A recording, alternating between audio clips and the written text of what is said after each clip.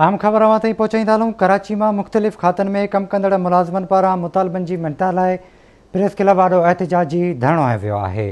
इहा अहम ख़बर अवां ताईं पहुचायूं पिया। मुलाज़िमनि पारां CM हाउस ॾांहुं एहतिजाजी मार्च करण जी धमकी ॾिनी वई आहे।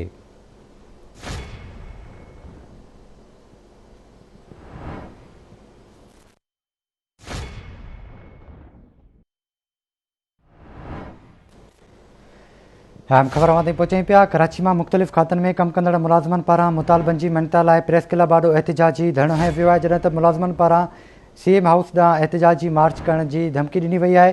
मुलाज़िमनि जो चवणु आहे त केतिरनि ई सालनि खां मुतालबनि जी मिनता लाइ एहतिजाज करे रहिया आहियूं, पर तदारक नथो थिए। तफ़सील मालूम कंदासीं। कराची मां नजीब नाइच खां। नजीब, छा तफ़सील आहिनि?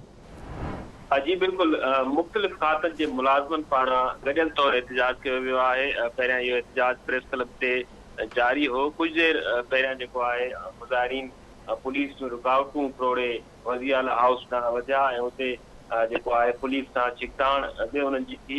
एहतिजाज कंदड़ जेको आहे हींअर पोलो ग्राउंड वेझो रेंजर्स हेडक्वार्टर जे साम्हूं जेको आहे उते पहुता आहिनि, जिते पुलिस जेको आहे उन्हनि खे रोके वरितो आहे। हींअर जेके आहिनि मुलाज़िमीन उते मौजूदु आहिनि, उते उन्हनि जो एहतिजाज जेको आहे जारी आहे। मुलाज़िमनि जो चवणु आहे त असांखे जेको आहे पघारनि में 25% जेको आहे वाध कई वञे। असांजी पघारनि में उन खां अलावा ग्रुप इंश्योरेंस जी रक़म जेको आहे रिटायरमेंट वक़्तु जेको आहे फौरी तौर अदा थियणु घुरिजे ऐं समूरनि मुलाज़िमनि खे हिकु जेतिरा यूटिलिटी अलाउंस जेके आहिनि उहे बि फ़राहम कया वञनि। उन जो चवणु आहे त मकानी इदारनि ऐं ॿियनि खातनि जे मुलाज़िमनि खे पघारूं ट्रेज़री ज़रिए जेको आहे अदा कयूं वञनि। उन खां अलावा कॉन्ट्रेक्ट ते भर्ती कयल मुलाज़िमनि खे पको कयो वञे ऐं आईंदा कॉन्ट्रेक्ट बजाए मुलाज़िमनि खे मुस्तक़िल बुनियादुनि ते जेको आहे नौकरी फ़राहम कई वञे। मुलाज़िमनि खे टाइम स्केल जो बि मुतालबो कयो वियो आहे ऐं जॾहिं त फौती कोटा जी पॉलिसी में तब्दीली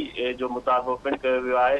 हींअर जेको आहे कुझु देरि पहिरियां चीफ सेक्रेटरी पारां जेको आहे मुलाज़िमनि जे अॻवाननि खे तलब कयो वियो आहे। 4 जेके आहिनि मुलाज़िमनि जा अॻवान जेको आहिनि उहे चीफ सेक्रेटरी ऑफिस ॾांहुं रवाना थी विया आहिनि, जिते हुननि जूं ॻाल्हियूं चीफ सेक्रेटरी सां थींदियूं। उन बाद जेको आहे मुलाज़िमनि जो चवणु आहे त असांजो एहतिजाज जारी रहंदो जेसि ताईं असांखे को वाज़िह जवाबु नथो मिले, तेसि ताईं असांजो एहतिजाज जारी रहंदो। जी ठीकु आहे नजीब, वॾी महिरबानी अवां जी तफ़सील खां आगाह करण लाइ।